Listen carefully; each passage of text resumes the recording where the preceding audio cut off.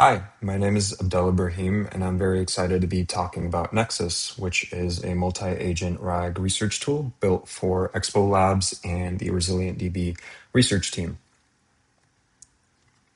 So I'd like to begin with some background just on LLMs, memory, and agents. So when you ask an LLM a question, it uses the immense amount of text data that it was trained on in order to predict the most probable sequence of words as an answer. So the typical flow would go something like a user provides a question or instruction. The LLM would access its internal pre-trained knowledge of the world and then generate an answer based solely on this static and internal data. However, large language models face inherent limitations that affect how useful they are in research contexts. They possess a fixed knowledge cutoff date, meaning that they can't really access information published after their training. More critically, for academic work, they may hallucinate and generate factually incorrect information. They also cannot consistently cite specific sources for their claims, and these limitations are especially problematic in rapidly evolving fields like research and academia. Retrieval augmented generation, or RAG, emerged as a solution for these limitations. RAG systems augment LLM capabilities by connecting them to external knowledge bases, allowing them to retrieve relevant information at inference time. This architecture provides several benefits for research applications, especially. First, you don't have to retrain the entire language model. So you could just index papers and they would become immediately accessible to the language model. Second, you can actually ground your LLM's responses in those models that were indexed, reducing hallucination risks. More importantly, for academic contexts, RAG systems can also provide precise citations, allowing researchers to verify their claims and explore the primary sources more directly. This process involves three key stages. First is the ingestion and indexing phase, where documents are pre-processed and chunked into manageable segments. Each chunk is processed through a series of transformations, which ends in the creation of the vector embeddings, which are just numerical representations of the text's semantic meaning, where similar concepts cluster together. The embeddings and their associated chunks are then stored in a vector database. Next is retrieval. So when a user poses a query, it undergoes the same embedding process as the index documents. The system then performs a semantic similarity search, comparing the query's embedding to the stored document embeddings in the vector database. Instead of keyword matching, semantic search identifies conceptually related chunks based on vector proximity using cosine similarity. The top k most similar chunks are then retrieved and ranked by relevance. Finally, the retrieved chunks are compiled into a context window and provided to the language model along with the original query. The LLM can then use this to guide its responses while remaining constrained to stay within the evidence provided. As a result, every claim can be traced back to a source document, making the system much more verifiable. Retaining information throughout conversations and interactions can be achieved through long and short-term memory solutions. This distinction provides a framework for building AI systems that maintain coherence and context across multiple interactions. With short-term memory, information is retained temporarily during a single interaction. This typically consists of the current conversation history and immediate context, and enables the AI to understand follow-up questions, maintain conversational flow, and respond more naturally to the user clarifications without losing track. Long-term memory, on the other hand, stores information across multiple or extended sessions, allowing the systems to recall past conversations, preferences, and accumulated knowledge over time. This can be implemented through various mechanisms, including vector embeddings, relational databases, or hybrid approaches that combine semantic and structured storage. While memory in traditional RAG addresses the knowledge limitation, the concept of AI agents takes this even further. An agent is an autonomous system that can take actions to achieve specific goals.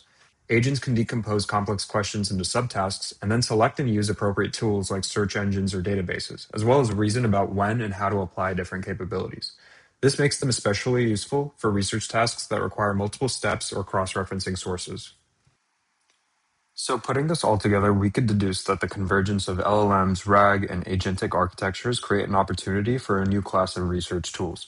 These systems can understand natural language queries with full context, retrieve relevant information from specialized corpora, synthesize insights across multiple documents, and provide verifiable and cited answers. They can also maintain conversational context to support iterative exploration and distinguish between requests for established knowledge versus recent developments. This background motivates Nexus, an agentic RAG research assistant specifically designed for the ResilientDB ecosystems and distributed systems research. By combining state-of-the-art language models with sophisticated retrieval mechanisms and agent-based orchestration, Nexus addresses the specific needs of students and researchers working in this complex and concept-dense domain. The following sections will detail how Nexus implements these concepts to create a practical, powerful research assistant. Nexus is designed with three core objectives that directly address the research challenges mentioned earlier. The primary objective is to transform how researchers and students access and synthesize information from academic literature using well-established AI patterns. A secondary but powerful objective is to bridge the gap between theoretical research and practical implementation. Many distributed systems and blockchain papers describe algorithms, protocols, and architectures that require translation into working code. The third goal recognizes that research is inherently iterative. Nexus supports this workflow through intelligent memory management that maintains coherence across multi-turn conversations.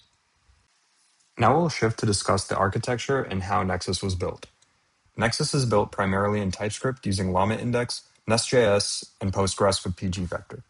LlamaIndex provides the foundational framework and tooling that enables building sophisticated RAG pipelines in agentic systems. Next.js is the complete web application framework that manages both the front-end user interface and back-end API routes. Postgres, with the pgvector extension, provides the foundation for scalable, persistent storage of both document embeddings and conversational memory. We also use Vercel for serverless deployment, Gemini for our embedding model, Supabase as our backend as a service, DeepSeek as our LLM of choice, and Tavily for its web search API. The first step in building Nexus was to ensure that documents can be properly ingested and optimized for AI agents. The ingestion pipeline is the critical first stage of Nexus's RAG system, transforming raw PDF documents into semantically meaningful and queryable embeddings. The pipeline is implemented in my Llama service class using LlamaIndex's ingestion pipeline with a carefully orchestrated sequence of transformations that preserve semantic coherence while optimizing for retrieval quality. The pipeline begins with parsing, which uses Llama Parse Reader. This converts unstructured PDFs into structured JSON with page-level metadata. Using Llama Parse, we're able to configure it in such a way that it preserves table structures, distinguishes headers, body text, and figures, extracts embedded code blocks and mathematical formula, and also generates markdown formatted text.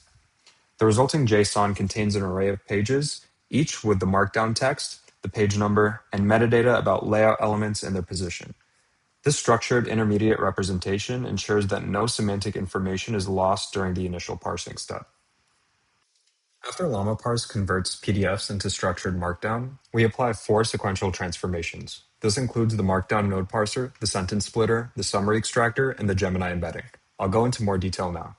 The Markdown node parser reads the Markdown output and parses it hierarchically using headers. Without this, the system would more or less treat all text equally. But when we respect Markdown structure, we ensure that a paragraph about a certain topic isn't randomly split across chunks. Instead, conceptually related information stays together. This prevents the system from retrieving unrelated text fragments that could confuse the language model. The parser also maintains parent-child relationships between the nodes. Metadata from Markdown annotations is also preserved, enabling filtering based on document structure later on. This is supported in Manabe and Tajima's 2015 paper on extracting hierarchical structure from Markdown, where this pattern is typically used by human readers to understand document organization, and that automated systems can reliably mimic this. The second transformation here is all about chunking text, and you can see that we use a sentence splitter on the left-hand side, which takes these hierarchical nodes and breaks them into fixed size segments with a chunk size of 768 tokens, a chunk overlap of 20 tokens, and sentence-aware splitting. I'll explain what each of these mean. The chunk size here maximally allocates the size of our chosen embedding model, which is Gemini Embedding O1. Since it's a 768-dimensional embedding model, we chose 768 tokens. The 20 token overlap basically means that 20 tokens from the previous and next chunk are included in the current chunk. This is important because without overlap, you'd have a jarring transition between each chunk. And with the overlap, the system ensures smooth transitions and prevents sentence fragmentations at the chunk boundaries. When the language model sees these chunks side by side, they can form a coherent understanding of the context. The sentence splitter identifies periods, abbreviations, and acronyms, ensuring that we never split mid-sentence or mid-word. On the right-hand side, we have the third transformation, which is the summary extractor. This augments the metadata for each chunk by applying an LLM-based analysis to create rich annotations that enhance both the retrieval quality and the result interpretation. This means that in some scenarios, a model would be able to explain concepts without reading the entire chunk that it retrieved, relying only on this metadata. The fourth and final transformation converts everything to vectors. Gemini embedding O1 takes the chunk text, generated summary, and key concepts, then transforms them into 768-dimensional dense vector. As we'll see, when users ask questions, the same embedding process is applied to their query text. This ensures that queries and documents live in the same semantic space, which is what allows for similarity search. These embeddings capture that distinct phrases and terms may mean similar or different things when performing approximate nearest neighbor search, which is not possible with keyword search. So to summarize the ingestion pipeline, a document flows through the hierarchical parsing, becomes semantically chunks, has its metadata augmented, and finally becomes embedded vectors. These are some condensed snippets from the codebase showing how these are defined. And this is what the final embedding record looks like after the transformations are processed. Above is the metadata, and below it is its vector embedding representation. These are stored in Supabase with HNSW, or hierarchical navigable small world indexing, allowing for very quick similarity searches. The system embeds a user's query, performs an approximate nearest neighbor search, retrieves semantically similar chunks, and finally provides metadata for the agent in order to synthesize it into its own response. Now that our data can be ingested and processed into a format that agents can understand, we can shift to discuss how Nexus was built. There are a few core capabilities I had in mind when building the agent. First is that the agent should be able to independently choose which tools to use based on the user's query. Second, it should be able to refine its understanding through multiple tool calls rather than a single retrieve and response cycle. Finally, it should be able to hold conversational state across interactions and remember what the user tells it. These features distinguish Nexus as a real agent rather than a simple search engine. This diagram illustrates the complete Nexus agent architecture, and we'll go through them piece by piece. Please note that this doesn't encapsulate the coding agent, which I'll cover later in this presentation. The Nexus agent class is implemented as a singleton, meaning only one instance exists across the entire application lifecycle. This was a design choice I made for several reasons. First, the singleton pattern ensures that expensive initialization happens exactly once. This includes the Supabase vector store connection, configuration of the LlamaIndex settings, and memory infrastructure, which are created when the first user starts a session and then are reused for all subsequent sessions. When a user initiates a chat session, the front end generates a unique session ID and passes it with every request. The first time an agent is created for that session, a new agent workflow is constructed with its own memory instance and tools. The workflow also contains other important information like the LLM configuration, the system prompt, and the memory. This workflow is then stored in a map and is keyed by the session ID. On subsequent requests from the same session, the agent retrieves the existing workflow rather than creating a new one. The workflow contains the agent's short-term conversational state, which essentially just consists of the recent chat history, tool call results, and if we were using a thinking model, it would contain the intermediate thinking steps. By reusing the same workflow instance, the agent maintains continuity across multiple turns within a conversation. And we'll see how I built this with an embedded memory system. When a user closes their chat or starts a new research thread, the old session workflow can be removed from the map, freeing up some of the system's resources. But how does Nexus remember? To recall, a standard LLM call doesn't really know anything outside of what it does from pre-training. If you make one request to an LLM stating your name and then follow up asking for your name, the LLM will not know the answer. Chatting sites like ChatGPT and Gemini implement short and long-term memory within their applications using the approaches we discussed earlier, and that's exactly what I did within Nexus. Nexus manages its memory with a two-block architecture. The create memory function provided by LlamaIndex combines these blocks into a single memory instance with a 30,000 token budget. I would define a split of 70% for short-term conversational history and 30% for long-term memory. The instance is maintained in a map parallel to workflows and is also classified by the current session ID. The first memory block, called the fact extraction block, extracts key pieces of information from the conversations using an LLM, similar to how the summary extractor works in the ingestion phase, but on a much smaller scale. These facts are then embedded and stored, and the system retains a maximum of 10 facts per instance on a first in, first out basis. During retrieval, all of these facts will be returned regardless of the token budget. The vector block stores complete conversational turns in the database as embedded vectors. This includes the entire conversational context and includes questions, answers, tool calls, and additional reasoning if we were using a reasoning model. For example, when the agent needs context on previous sections in the conversation, it would automatically perform a semantic retrieval exactly like it would from a document. This is useful, especially for token efficiency, since instead of just passing in the entire conversational history to the agent's context, the vector block retrieval is selective and only returns the top 3 most relevant turns when needed. This is also what enables the agent to feel more natural and responsive to the user, allowing for a more engaging conversation. To summarize, the fact block preserves critical information in a compressed format that can never get truncated, while the vector block stores full conversational turns that's retrieved on demand via a hybrid search. Both blocks persist facts and embeddings with a session ID, so sessions can theoretically go on for days. So at this point, the system can retain and recall past knowledge in order to inform its answers. But in order to turn this into a true agent, it would require tools, which are the components that define how they query and mutate information, augmenting its own memory for precise answers given a user's question. Nexus equips the agent with 2 primary tools. First is search documents for semantic retrieval over the index documents, and search web for real-time web search. The search documents tool is the agent's primary mechanism for retrieving information from the indexed research papers and the technical documents. You'll notice a few pieces of metadata on the right-hand side, and each component of this tool definition actually serves a specific purpose in enabling autonomy. The name field is how the agent references the tool in its reasoning process, and the description tells the agent what the tool does and when to use it. We then use Zod schema validation to define its input structure, requiring 2 parameters, the query and the document paths. The descriptions of these parameters are actually injected into the LLM's context during tool selection, helping the agent understand what each parameter represents. Finally, the execution field binds the tool to the actual implementation function in Llama service. When the agent decides to call this tool, LlamaIndex extracts the parameters from the tool call, then validates them against the Zod schema, and finally invokes the execution function with those parameters. The first step in calling a tool is actually invoking the tool. This is what a tool invocation looks like, which is generated by the LLM in this structured format. And as mentioned before, LlamaIndex will parse this, then validate it against the Zod schema and prepare for execution. The retrieve method, which is found inside my Llama service, embeds the query using Gemini embedding 01, producing a 768-dimensional query vector.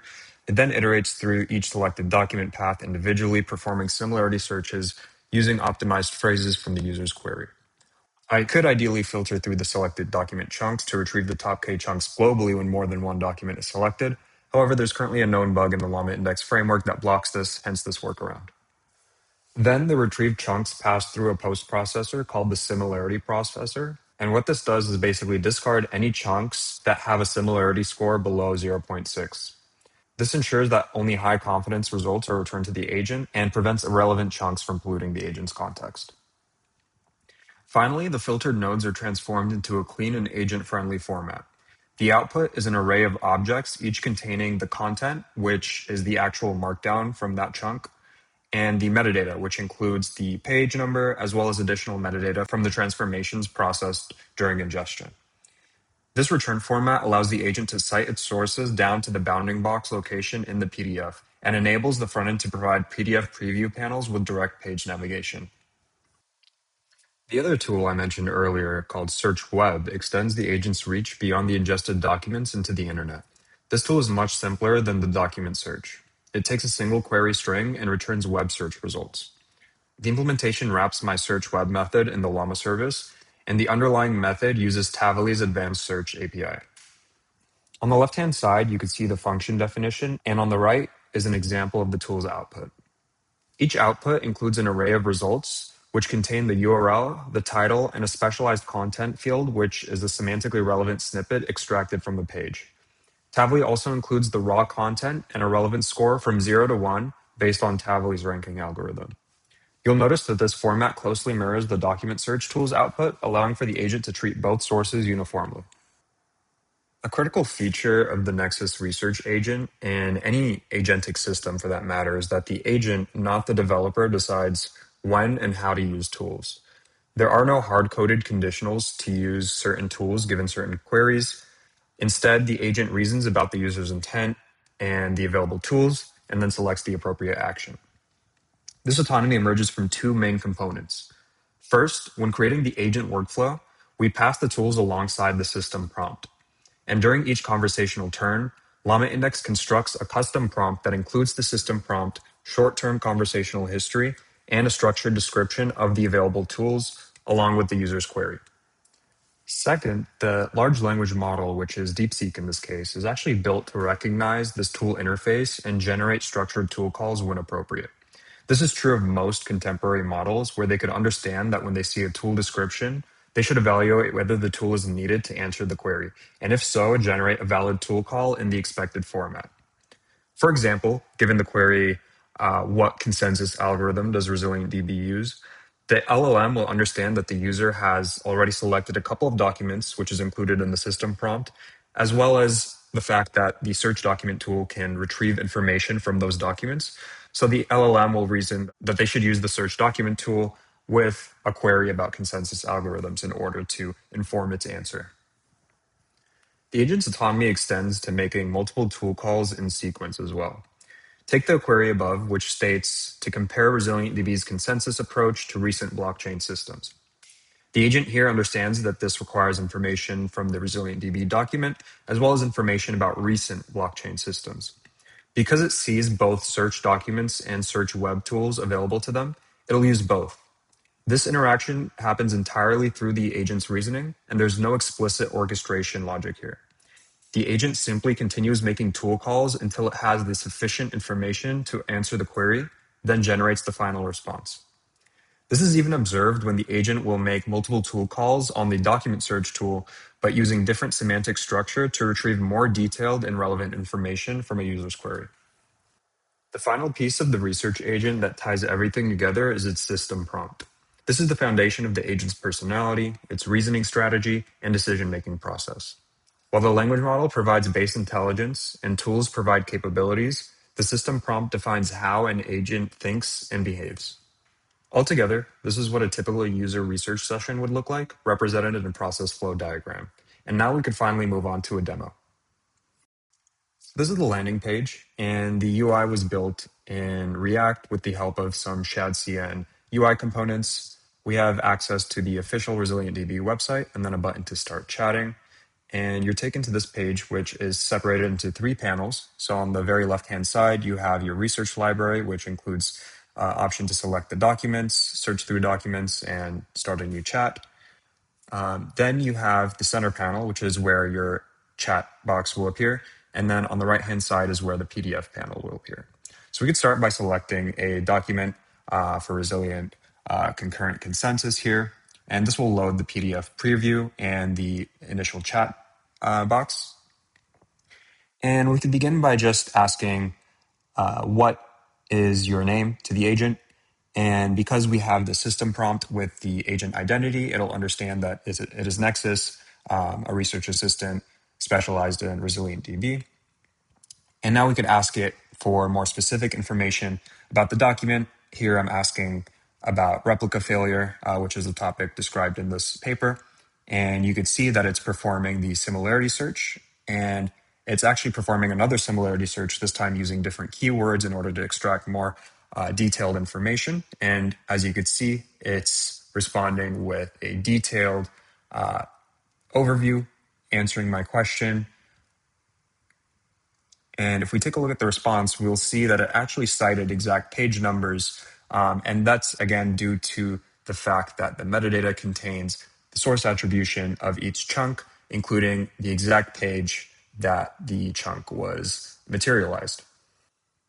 Here's another example. This time we're going to check the optional search button, and the Nexus agent always has access to the search web tool, but when this is checked, this will prioritize using a web search.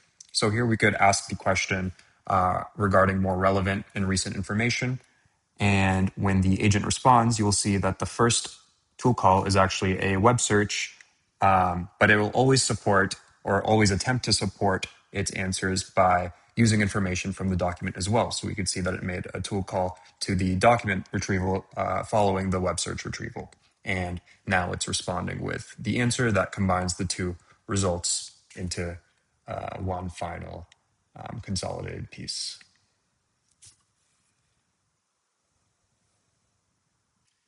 While the research agent demonstrates the power of a single specialized agent with multiple tools, certain tasks benefit from decomposition across multiple specialized agents.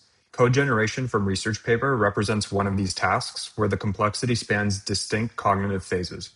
First is understanding research content, then designing algorithmic structure, and finally producing syntactically correct code. Nexus addresses this through the coding agent workflow, a multi-agent system that orchestrates three specialized agents in a sequential handoff pattern.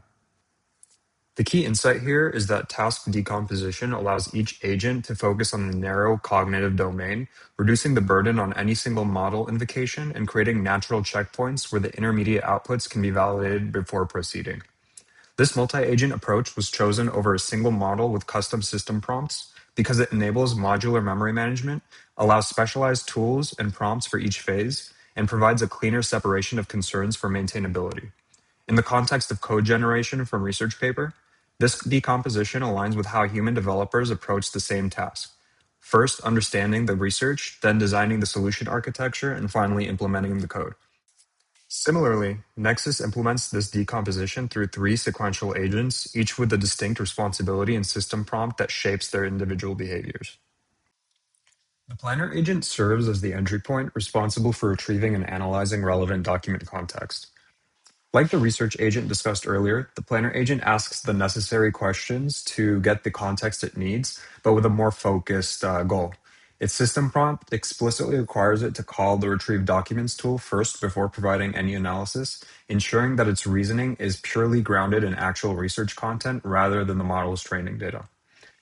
After analyzing the retrieved content, the planner agent must use a specialized handoff tool to transfer control to the pseudocode agent, signaling that the research phase is complete. The pseudocode agent then receives the research findings from the previous agent through the conversational history, which flows through the shared memory and creates the structured high-level pseudocode implementation. This agent has no tools, but tools can easily be created and appended to any agent's toolkit if necessary. Its prompt emphasizes conciseness and clarity, instructing it to focus on key logic and structure without excessive detail. This intermediate representation serves as a bridge between the research components and executable code, abstracting away any language-specific syntax while establishing the algorithmic flow. Like the planner agent, it must explicitly hand off to the next agent when complete. Finally, the coding agent generates code in the user-selected language, which could currently either be TypeScript, Python, or C++. Its prompt instructs it to focus solely on code generation based on all of the research and pseudocode already present in the context payload without making any tool calls. The handoff mechanism is critical to the multi-agent workflow. LlamaIndex's multi-agent orchestration provides a built-in handoff tool that each agent can call to explicitly transfer control to another agent in its can handoff to list. When any agent calls handoff, it provides a reason string that explains why the transfer is occurring, which becomes part of the conversation history and helps the receiving agent understand the context of the transition. In the current implementation, we enforce a strict linear pipeline where it first goes through the planner agent, then through the pseudocode agent, and then the coding agent. This is facilitated through each agent's system prompt to ensure predictable behavior. However, the framework supports more dynamic topologies where agents can iterate freely between phases. And now we can move on to a demo of the coding agent. So now back to the tool, we could select resilient concurrent consensus, which will load up the document. And then in the dropdown selector, we could switch from research to code. Then we'll be able to select our preferred programming language. Here I'm going to select Python. And then we could prompt it to please implement replica failure. Then the agent's going to open up a custom panel on the right-hand side, which includes the query, as well as each distinct stage in the multi-agent process. So here it's performing its research and outlining an analysis based on the concepts. This includes technical requirements, the algorithm in detail, implementation details, etc. Then it moves on to outlining a rough pseudocode implementation.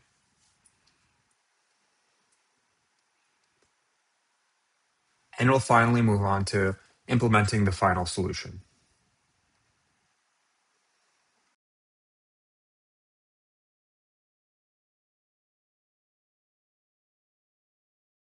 Once complete, all sections are available for the user to review. Each section can be collapsed and all code snippets can be copied easily.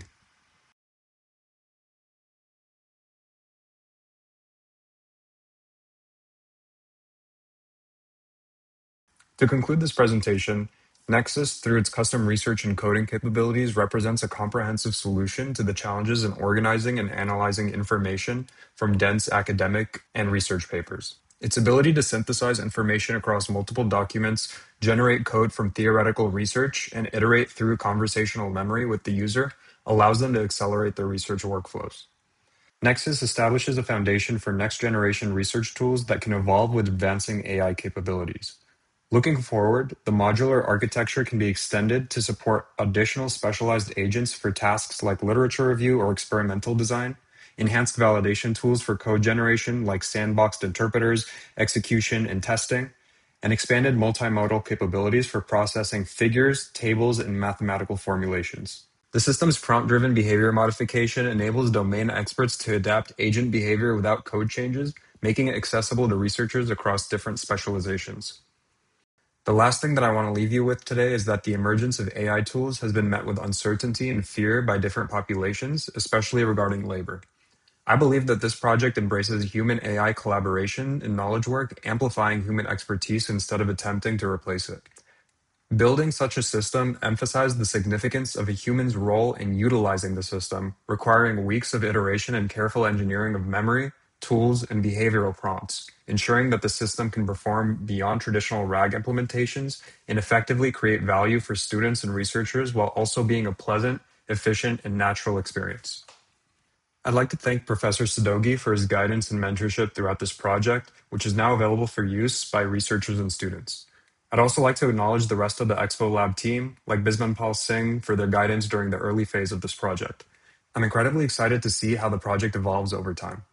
And to the committee, thank you again for your evaluation and consideration.